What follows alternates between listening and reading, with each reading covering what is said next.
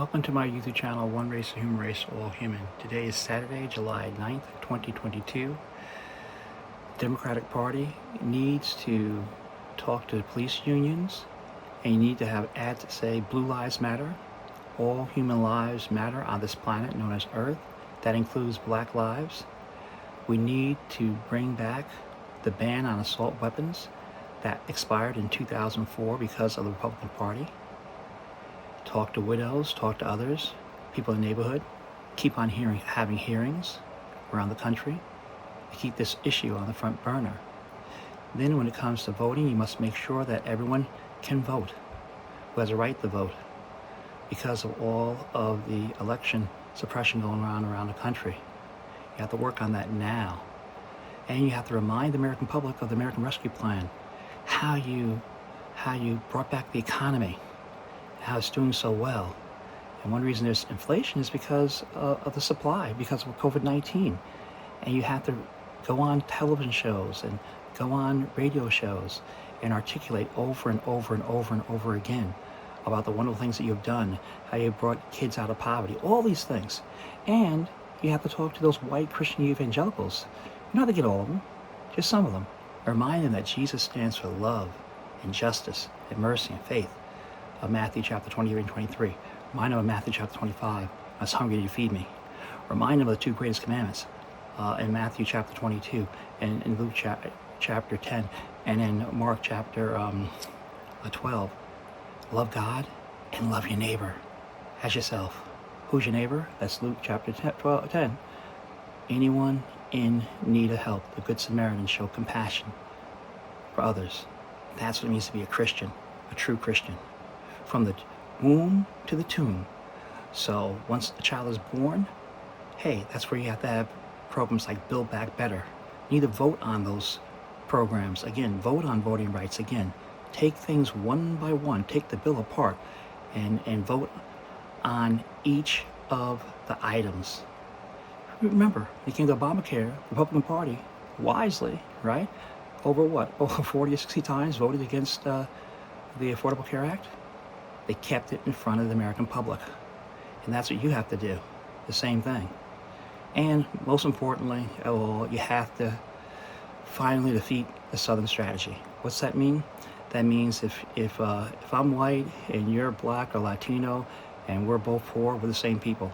Or we're both middle class, we're the same people. It doesn't matter what color skin you have. It's irrelevant. Vote economics. Republican Party is mainly a white party. That's a fact. And a lot of white human beings have been suckered into voting against their own self-interests. The federal government, the War Department, put out a movie called Don't Be a Sucker back in 1947. Check it out. Talked about fascism and everything like that. And to try to bring people together. That's what you must do. Bring people together on a regular basis, each and every day. We'll also remind people to thank a Democrat for what? For Social Security, for Medicaid, Medicare, all these things, thank a Democrat, right? We'll also remind them that the cancel culture is what? The Republican Party. They want to cancel your what? Individual rights. See, there's a bedrock view of the Constitution, which I call the fundamental view, and there's a living document view, which I call the George Jetson view. Bedrock view is an originalist view, a strict constructionist view. If it's not in the Constitution, you don't have that right. Living document view says, hey, things change over time, and we can broaden our rights. And that's the liberal view. That's the view that has given most Americans their rights today, which the Supreme Court, which is the conservative court, a strict constructionist court, a bedrock view court, has voted against. Okay, so, hey, they stacked the court, and they're voting their political philosophy, their judicial philosophy. And you have to explain this to people. Bottom line is this. There's one race, a human race, and everyone on this planet knows Earth has a right to life, liberty, food, happiness. Jesus would put it this way in John 10:10. He did put it this way, second half. I'm come that they might have life and have it more abundantly. The best, the fullest. Christ wants you to have life. Life in all its fullness. That means food in your stomach, clothes on your back, shoes on your feet, shelter over your head. That means free health care, just like most industrial world has. That means jobs. That means concern and compassion for all people everywhere. This is the Bible. This is Christ. Read it for yourself. Read it. Read Luke chapter 25. Read Matthew chapter 22. Read Mark chapter 12. Read Luke chapter 10. Read Matthew 23. Read. Love, agape love, is concern and compassion for all people everywhere. That's what it means to be a true Christian, not this slave master Christianity, right? We're talking about the real, authentic Christianity. Thank you for being on my YouTube channel, One Race, Human Race, All Human. Today is Saturday, July 9th, 2022. All right, welcome back to the Cross Connection, everybody. There's a lot of frustration in the country right now. I know you know, because just when you're outraged about the latest killing of yet another unarmed black man, and in disbelief that the Senate will not pass the George Floyd...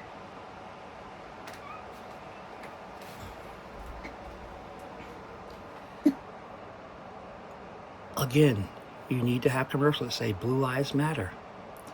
All human life on this planet matters. That includes black lives. And ban AR-15s, ban assault weapons, which expired in 2004 by the Republican Party. Lawrence O'Donnell did a beautiful program on that a few days ago, where he blamed the Republicans, okay, for letting that expire. You have to be bold and speak truth. Jesus says, you know the truth will set you free. People need to know that they have been hoodwinked, lied to. And now, our society is in jeopardy by having military weapons on the streets of America. That's nuts. Crazy. Inappropriate. And when we had the ban, as President Biden said, you didn't have all this killing going on of human beings. So everyone has a right to life, liberty, sweet happiness, from the womb to the tomb. Women's rights are rolled back with the overturning of Roe. And just when you're about ready to lose it, there's yet another mass shooting. And we haven't even gotten to the economy, inflation, and just everyday life. So some are wondering why they actually risked it all for this hot mess gridlock government we have now, and wondering if the folks who don't feel the pain like we feel the pain can even understand the urgency for all of us. So let's talk about it. Joining me now, Fernand Amandi, he's a Democratic pollster and MSNBC political analyst. Back with me, Brittany Packnett-Cunningham, MSNBC contributor and host of the Undistracted podcast. I just did that podcast. And Lynn Nguyen, she's the executive director for Run API. All right, Fernand, I'm going to kick it off with you because there is a lot of frustration among people right now. And I'm just curious what you say to people who feel like the system and this government just doesn't work anymore for them. And when they feel despondent, like nothing matters, which I completely understand. This is not judgment. We want people to vote and participate. But after people have done that and they're feeling the frustration and they're not seeing a lot of tangible change right now, what's the message to them?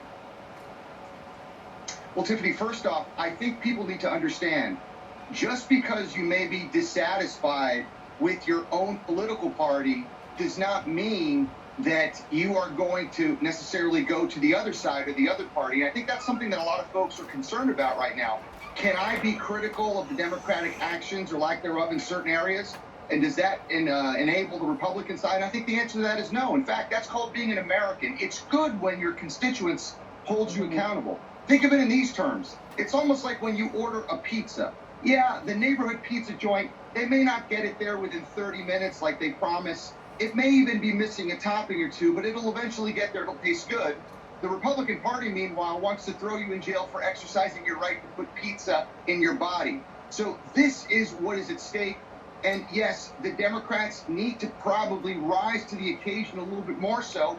But there is no alternative right now because the Republican Party project today is a fascist authoritarian project that wants to take away our rights and end our democracy. Yeah, and I think that's the important thing here, Lynn, because I hear a lot of people's frustration, and I really wanted to be intentional. This is not about just crapping on the Democratic Party. I'm not a mouthpiece for the party by any means, but it's not about, just crapping on them, but saying to people how we can bring that fight and how we can keep up the momentum, because we really are. There are a lot of people who are being bled by 1,000 cuts right now who are frustrated. I want you to take a listen. You bring back the momentum by thanking a Democrat, having ads and commercials that thank a Democrat for what? Social Security, thank a Democrat for what? For Medicaid and Medicare, thank a Democrat for what? For equal pay for women, passed 1963 by President Kennedy. Thank a Democrat for what? July 2nd, 1964, the Civil Rights Act. By the way, the Civil Rights Act of March 1875 was actually, according to Dr. King, stronger. Okay, that was deemed unconstitutional by the Supreme Court in 1883. Remember, men of color could vote for 15th Amendment, and they took it away. So there isn't anything new under the sun. We need to make sure that we protect voting rights. We need to make sure we protect those rights and make sure that people can vote, okay, securely, safely. Those who have a right to vote should be able to do that. It's so important. Again, don't forget the Southern strategy, which tries to divide blacks and Latinos and whites. There's one race, a human race. You vote economics, not the color of someone's skin. Don't forget about inflation and how COVID has brought that about. Talk about the American Rescue Plan and how you change the economy for the better. You have to keep on reminding people over and over again. You have to thank a Democrat, as Dean Maldoabos talks about. You have to remember what Truman did about the Know Nothing Party, right? That Republicans are a Do Nothing Party, right? How he did his campaign. And the cancel culture is really the Republican Party. Listen, America is multiracial, multicultural, multi-ethnic. It's here for everybody. And everyone has a right to life, liberty, pursuit of happiness. President Biden spoke on it earlier this week, and his message to the American people was very simple. Vote. Take a listen. Right. The challenge from the court to the American women and men. This is a nation. The challenge is go out and vote. But for God's sake, there's an election in November. Vote, vote, vote, vote. Consider the challenge accepted, court. The challenge is a lot of people don't have until November. They're feeling the brunt of this right now. So what's your message to folks who feel despondent? It was so hard listening to that, Tiffany, because I've organized for the Democrats specifically for years now. And the thing is that people already don't trust politicians, and they don't trust the institutions that they work in. So, and we know that in 2020, people hustled, they organized, they waited in line for hours to be able to vote for Biden. And they're all likely asking, like, what did that get us? So in this moment, like this messaging of vote and vote harder, it is such a bad response, again, in this moment. And I think, like, taking a step back, Tiffany, I think Democrats have kind of forgotten that voting is a means. It is not the end, right? We are kind of done with these speeches, with these press conferences, but people want to see Biden, the administration, our vice president, taking bolder action. And I will never forget this, but last week, I mean, we even had Senator Elizabeth Warren coming out incredibly hard on Biden and specifically saying that a Washington, D.C. insider will never meet this moment. And like, I just cannot agree more. Yeah, and Brittany, this is part of the challenge, because you and I tweet and text about this all day. Part of the challenge is relaying the horror of white supremacy on people who have never been on the receiving end of it. Biden believes in the inherent goodness of people because he's never experienced the blunt force of white violence. He's an institutionalist who says things like, I'm going to work with Republicans, not I'm going to beat these Republicans. So for those of us who are feeling the brunt force of what that looks like, and we are descendants of the people who felt the bloody bruises of what that looks like, how can we relay that message like, hey, go hard or go home, Slim, because now is not the time for bipartisanship. We don't want to hear that. We want to hear. One of the messages that we have to get to the American public is this, that the Democrats do not have a functioning governmental majority in the United States Senate. Yes, in the House, by 4 seats, but not in the United States Senate. You need to have at least 10 more Democrats in order to be able to overcome the filibuster. And that has to be explained to the American public. That first you have to protect the right to vote, and then you have to explain to them that, hey, you need more Democrats in the Senate in order to pass more bills that will help the American public. That's the reality. How you're going to beat this man, not how you're going to work with him. Period, Tiffany. I mean, it was fascinating to see the number of people who, for the very first time ever, decided, hey, maybe July 4th isn't a holiday that I want to celebrate because I don't feel all that free. For a whole lot of us, we haven't been feeling free for a very long time. Suddenly... All right, so America was started by an African American. Well, Crispus Attucks was the first person to die for America at the Boston Massacre, okay? Even slaves fought the American Revolution for American independence. You have Salem Poor, other people, etc. there. So the fact is that America's for everyone, and America is the last great hope of humankind, period. People are recognizing that the rights that they thought were automatic, that were inherent because they are an American, because they have the racial identity or gender identity that they have, they thought that those things were secure. Well, guess what? They are not. I couldn't agree with you more, Tiffany. The urgency of the moment is what we have to keep communicating. And it is really easy to condescend millennials and Gen Zers as if we are just some privileged lot. But the fact of the matter is we are enduring record levels of student loan debt. We are enduring a climate crisis that threatens our very existence. We have low and stagnant wages. We are certainly not able to put a low down payment on a home and own that home and build generational wealth for our families. We're under the threat of constant gun violence, of constant identity-based violence, and that is the tip of the iceberg. Look, we have seen the evil of the Republicans. There is no doubt about that, and I will continue to shout that from the rooftops. But you can't condescend people to the polls. And yelling at young people to go and vote is not actually effective. My question to the Democrats is, do you want to be right or do you want to be effective?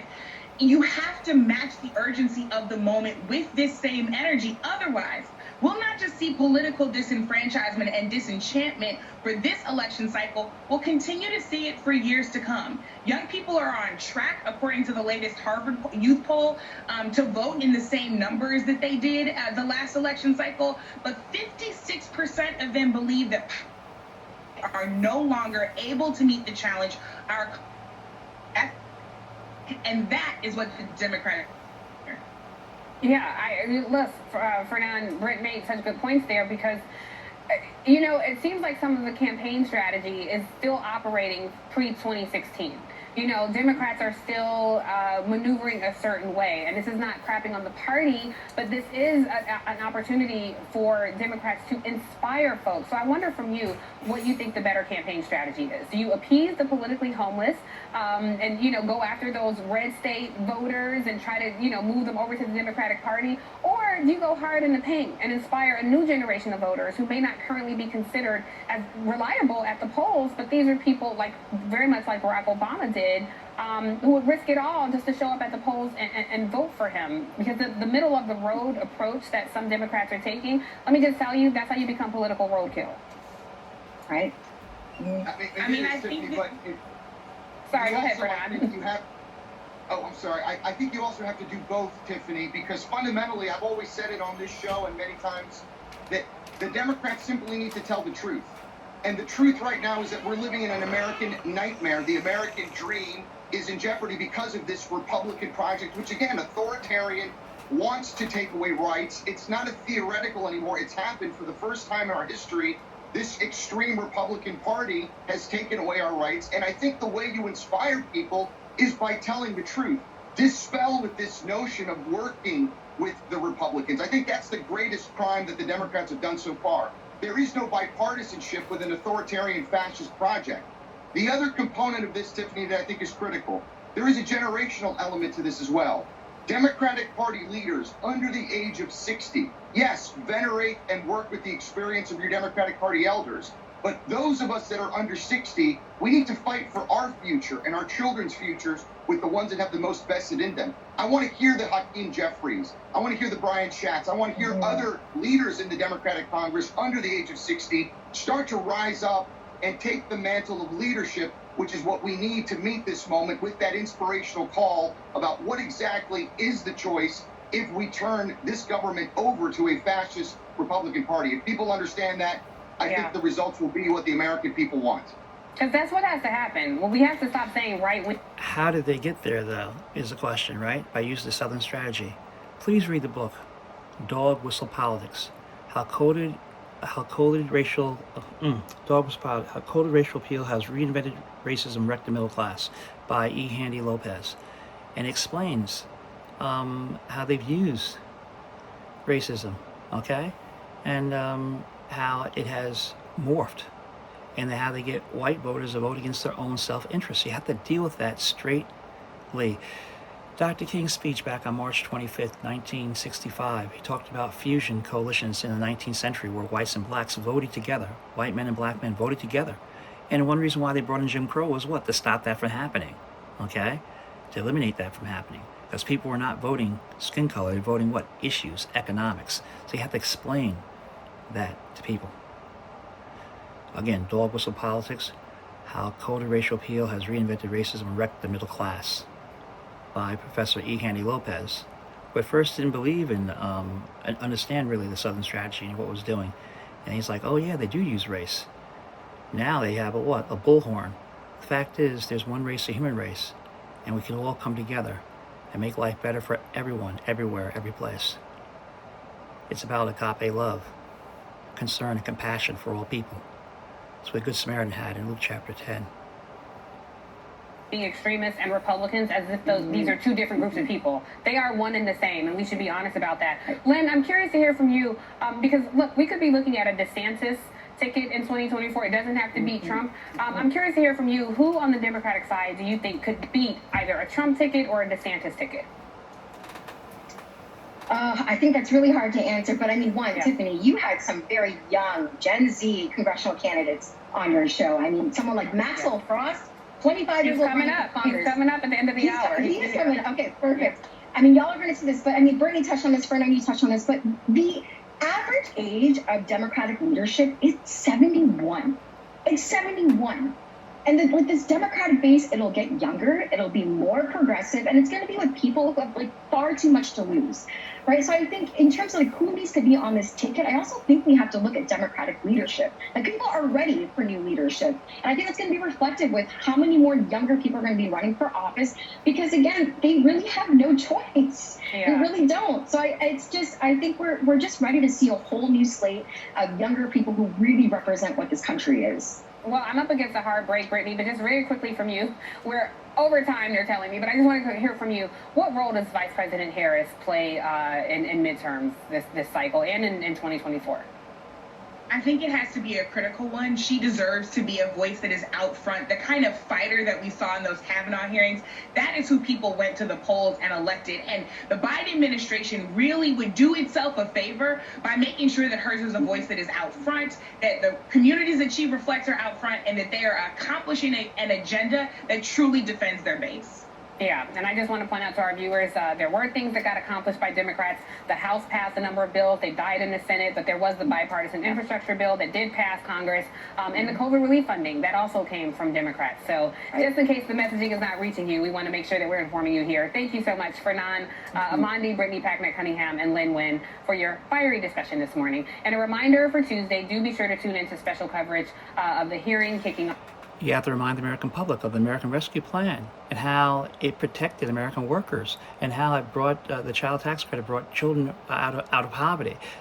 These things you have to keep on reminding the base and others about over and over and over again. Remember how the Republicans voted against the American Rescue Plan, and then you had some Republicans who were bragging about the fact there's more money coming into the districts when they voted against it. You have to expose that type of thing. You can't just do it one time. You have to do it over and over again. You have to keep on telling the American public what you have done, the great things that you have done, articulate them, and then explain to them again you could do more if you had a functional governmental majority in the United Senate, which you don't have right now, because you need 10 more senators in order to get rid of the filibuster, which really should be gone anyway because it's racist, but I don't have time to get into all that.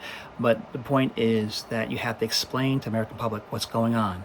Again, Supreme Court, 6 people there believe in the bedrock view, original intent view, all right, which means strict instructions bill view. It's not in the Constitution, not there. Living document view is your liberal view, right? That things change over time, all right? And that's where most of your rights come from right now. You have to remind the people, you have to make sure that people have the right to vote, okay, and protect those rights. And you need to have hearings right now about the voter suppression going on in all the states, and the bills that have been passed and the effect on the president election coming up. You have to have hearings like that. You need to have hearings over how the Republicans allowed the assault weapons ban to expire in 2004, and go to Buffalo, go to Uvalde, go to all these places where people lost their lives. Remind people what has happened, and what we need to do is have a ban, period. Again, blue lives matter, all human lives matter, including black lives. You talk to the police unions. These weapons should not be on the streets of America. It's not good for our police. It jeopardizes them, jeopardizes citizens, etc. Bring whites and blacks and Latinos and Asians together by explaining that we're all the same people. There's one race, human race. Vote what? Economics, not the skin color, all right?